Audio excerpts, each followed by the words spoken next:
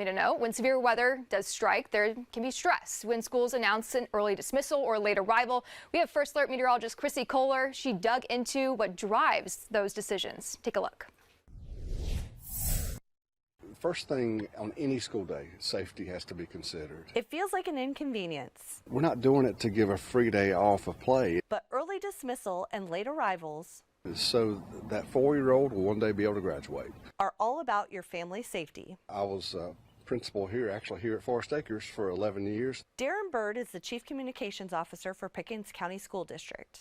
And there were situations where we would dismiss at 2:30 and we would hear a warning for a tornado at 2:20 and or maybe let's say a little bit past 2:30 and what do you do? As a former teacher and principal and now with his job at the school district, he has firsthand experience with the tough decisions to change up the school day. We do realize that is a massive disruption on our families, and so we want to avoid these disruptions as much as we can. But sometimes it's necessary. We have a lot of student drivers and a lot of buses out on the roads. Late arrivals and early dismissals disruptive to a parent's day, but they don't want you to be stuck in the car line where kids are running around when severe weather hits. If something's happening during the school day, you're looking at probably some of those safest buildings.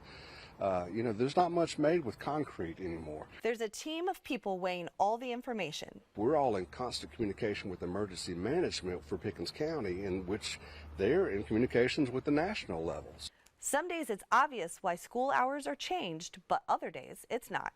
We live at the foothills of some major mountains, and so when flooding happens, that's serious business because there's some water rushing down off those mountains that's going to hit our roads. There's some dangerous situations with as many trees we have.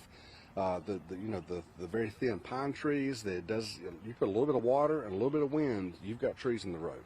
The safety of the students on the buses is a big factor in shifting around the school day. We've all been on the road driving in small cars, and sometimes the wind, you just hit that pop. It's like something slaps you in a small car. Just imagine the side of a bus, that large area. When the winds are sustained over 30 miles per hour, it becomes unsafe for students to be on buses. It's like a rock, like a massive boulder hitting the side of the bus, and on these small roads, trying to keep that bus on the road, on the side of a mountain, it's a very, very dangerous situation. So remember, school schedule changes mean one thing. It's safety. It's at the heart of it is safety. I'm First Alert Meteorologist Chrissy Kohler.